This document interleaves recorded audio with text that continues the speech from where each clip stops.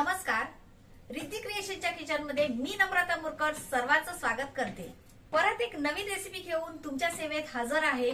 तर आज आपण डाळ वडा आणि त्याच्यासोबत चटणीची रेसिपी बघणार आहोत। अगदी घरच्या साहित्यात बनणारी अशी ही रेसिपी आहे। चला तर रेसिपीकडे वळूया। डाळ वडा बनवण्यासाठी इथे आपल्याला एक मोठी वाटी चणा डाळ घ्यायची आहे। चणा डाळ स्वच्छ धुवून 3 तास पाण्यात भिजत ठेवायची। डाळ ठेवून 3 तास झालेले आहे। आता डाळ गाळून घेऊया। डाळ पूर्णपणे गाळून घेऊन अशीच अर्धा तास गाळणीवर वितळायला ठेवायची। डाळ गाळणीवर ठेवून अर्धा तास झालेला आहे। आता आपण डाळ वाटून घेऊया। मिक्सरच्या भांड्यामध्ये अर्धा इंच आलं, 4 मिरच्या, 6 लसूण पाकळ्या मोठ्या आहेत म्हणून 6 घेतलेल्या आहेत। जर लहान असतील तर 12 घ्यायच्या आणि थोडी थोडी डाळ मिक्सरच्या भांड्यात टाकून वाटून घ्यायची आहे। मिक्सरला लावून जाडसर वाटून घेतलेला आहे। तुम्ही बघू शकता इथे डाळ थोडीशी अक्की राहिलेली आहे। अशा प्रकारे जास्त पण बारीक वाटायचं नाहीये। पाणी न घालता वाटल्यामुळे बघा पूर्ण डाळ वाटली गेलेली नाहीये, कुठे कुठे अर्धी अर्धी डाळ तशीच राहिलेली आहे। या डाळीमध्ये अजिबात पाणी घ्यायचं नाही। आता यामध्ये हळद, धने जिरे पावडर, बडीशेप पावडरनी छान टेस्ट येते, चिली फ्लेक्स, हिंग आणि चवीनुसार मीठ घ्यायचं। त्याचप्रमाणे यामध्ये कांदा घ्यायचा आहे। 2 मीडियम साईजचे कांदे घेतले आहेत। 1 वाटी कोथिंबीर, त्याचप्रमाणे 3 डहाळ्या कढीपत्ता चिरून घेतलाय। आता हे सगळं एकजीव करून घ्यायचं। आता हे सारण चांगलं एकजीव झालेलं आहे। थोडा वेळ असंच ठेवून देऊया आणि आपण आता चटणी करून घेऊया। चटणीसाठी इथे आपल्याला 1 वाटी खोबरं घ्यायचं आहे, अर्धी वाटी भाजकी चण्याची डाळ, साखर, लसूण पाकळ्या, मीठ, लिंबू आणि इथे मी 4 लवंगी मिरच्या घेतल्यात आणि 2 बेडगी मिरच्या घेतल्यात। आता आपण चटणीसाठी वाटण करून घेऊया। इथे डालवड्याची रेसिपी मोठी व्हायला नको म्हणून चटणी थोडक्यात आटपली। चटणी वाटून झाली आणि चटणीला छान कलर आलेला आहे। आता चटणीला फोडणी देऊन घेऊया। फोडणीसाठी इथे आपल्याला 1 पळी तेल घ्यायचं आहे।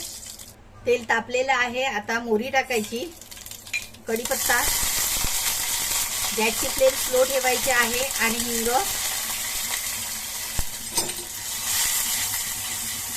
आता यामध्ये चटणी टाकायची। मिक्सरचं भांडं घेऊन घेऊया।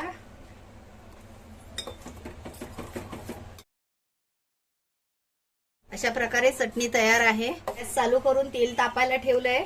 आता आपण इथे वडे थापून घेऊया। असं गोल फिरवायचं म्हणजे त्याला चांगली बाइंडिंग येते आणि असा चपट करायचा, मध्ये फुगीर आणि साईडला एकदम चपटा।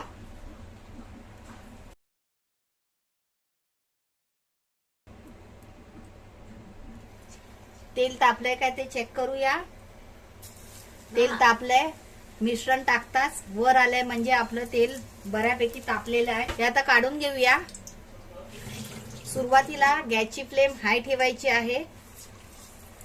जास्त वडे असे करून ठेवायचे नाही, जेवढे तळायचे आहेत तेवढेच करून घ्यायचे।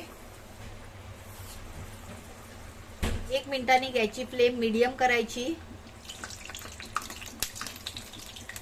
आणि वडा परतायचा आहे। मीडियम फ्लेमवर सर्व वडे तळून घ्यायचे। टाकले तेव्हा बघा बुडबुडे जास्त होते म्हणजे पाण्याचा अंश जास्त होता। आता जसे जसे वडा आपला तळला जाईल तसे तसे बुडबुडे कमी होतील। बुडबुडे कमी होतील तेव्हा वडा काढायचा आहे। असे आलटून पालटून तळायचे आहेत। बुडबुडे पूर्णपणे कमी झालेले आहेत म्हणजे आपले वडे तळून झालेले आहेत। यातला पाण्याचा अंश पूर्णपणे संपलेला आहे। आता एवढ्यावरच काढून घेऊया, कारण तेल गरम असल्यामुळे वडे थंड होतपर्यंत कुकिंग प्रोसेस चालूच राहते, त्यामुळे जास्त लाल करायचे नाही। आता दुसरी पेस्ट टाकूया।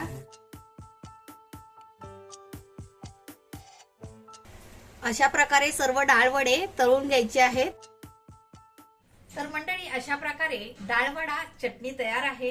रेसिपी आवडली तर लाईक करा, शेअर करा.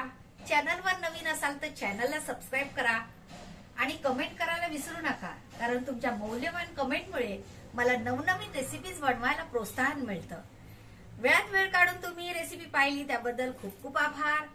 लवकरच परत भेटूया अशाच एका नव्या रेसिपी सोबत. तोपर्यंत बाय बाय.